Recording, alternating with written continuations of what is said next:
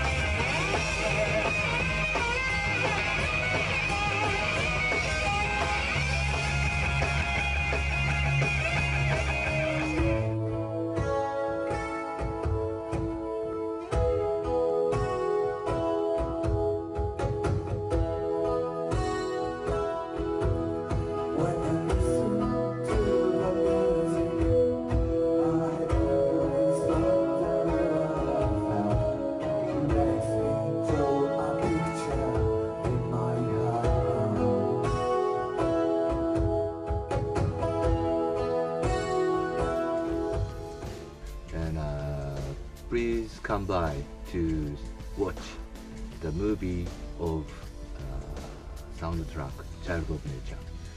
And Child of Nature is my solo album, which is all instrumental album, and it's very spiritual. So I'm so excited to see the movie and in a spiritual place, Hawaii. So please come by. Thank you.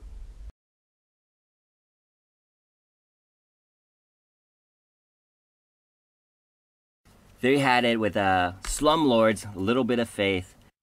That's, I wish there was more of Slumlords. Was there a reason why that dissolved? But I don't know, you remember, you should remember those era in the world. Mm-hmm. When the 80s over, party was over, and big recession come. Right. Naturally. Big party, then recession. Yeah, it's natural thing, And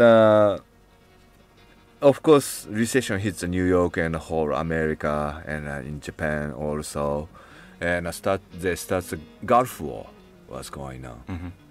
And so those eras are kind of dark. And it's kind of close, not like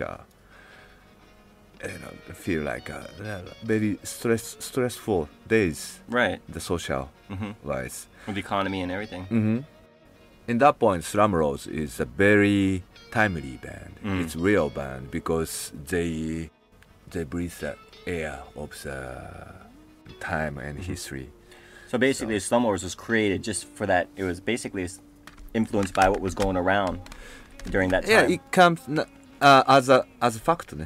As fact, it comes in and it was in the music. So this band is kind of like darker and a little bit draggy. So and Slumlords was drummer Paul Garisto and Billy was in Los Angeles, and I was living in New York. And bass player Dave, he lived in London. It's tough to keep the band together, and so this Hardy Haha album is kind of miracle to make it, and especially during that time. Yeah, we did in Los Angeles, and next time after the Los Angeles recording session, we did one gig, and we went to Japan to do a tour following this album. And so we get together in Japan and do the rehearsal and do the Japan tour. And we split. And the next time was we get together in London. But Paul Garisto quit the band before we get together in London. So we have to find a drummer in London, in England. Then we picked I forgot his name. Important drummer. English. He was American drummer, but lived in England. He was in Cheap and Nasty. Okay. Cheap and Nasty is the Nasty Suicide, the Hanoi Rocks guitar players band. Oh, okay. Yeah, and he was there, and we got together, and we did a gig in London. That was it about Slumlords. It was too tough to keep it together. So London was the last of it, huh? Yeah, last bit. All right. Well, after that, you got in touch with Joel Ellis again from Cats and Boots, and you. It wasn't so easy though. No. I mean, that wasn't an easy thing to do. yeah, after we split Slumlords, I went to long and deep internal journey. Mm-hmm. I have to looking back at what I've been down and why I was, it was a deep era, me personally. Yeah. Then back then there's so many mysterious things was keep happening on me. Then the one of the thing is Joe called me. I don't know how he find my phone number in New York. We haven't talked since the Cats and Boots broke up. Right. But I don't know why he find my phone book. And he called me. He thinks it's good time we got back together, start working on the music again. And I was start to journey. I was start looking back what I've been down. Because I live too fast, and I didn't think about what I've been doing. I just following my, I was just chasing what I want to do. And I was kind of stuck after Slumlords, because Slumlords is kind of ideal band to me. Everybody has a black hair, Right. Wearing black, and did dark rock and roll with those rock people. Would you say Slumlords was your ideal band then? Yeah, I thought so, but wasn't. Well, there's only one album. That's why I have to really think about what I've been doing. Okay. Then I start looking back all the things, all small moments I've been doing, in my life. Why I'm thinking this way? Why I'm here? Why I'm playing music? Where I should go? I've been thinking about that. Then that's why those eras I don't create not much music. Then I talked to Joe and I visit Los Angeles to find out what it is. Then actually we had a chemistry still, in the musically, and I find out what was going on in while the Cats and Boots era, and I feel like I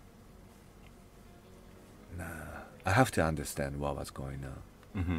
So I decided to move to Los Angeles, then start working with Joe again back in 1993. Then this album, Last Works, TAKASHI O'HASHI 1993 to 1995, this is actually the home demo we created at my home with like 8-track cassette tape machine. We using those stuff, and we were writing songs. This is that album. That's another rare album. Yeah, this should be pretty rare because I didn't plan to release this one, but some of my friends who listen to this music, they told me I should release it. Well, there's actually an unfinished song on there, right, with Yosemite? Mm-hmm. It's just an instrumental track on the album, but you originally wanted to have lyrics for it, yeah? Yeah, that's true. One of the songs I like to play on there, one of my favorite song off that album is Sister. Could you talk about that song? Yeah, this song, Sister, is at this era, about, I think it was 1994. My sister, my actual sister, she married with, she had a marriage. And I was in Los Angeles, and I couldn't go to celebrate their marriage. So I wrote the song and create some video message, and I sent it to Japan. This is the original of the Sister song came out. And Joe also has a sister, so he put the lyrics thinking about her sister, his sister. Okay. This is how this song came out. Great song. I love how the end is just a huge solo all the way through the ending of it. Some good feel behind it. Now, did you work with Randy and them on this album, or was it just Joel? Besides singing, everything I did. Oh, okay, you did it all. So Yeah. Butch and Randy weren't a part of this No. particular project. All right, well, here it is. Cats and Boots off the album Last Works. This is Sister.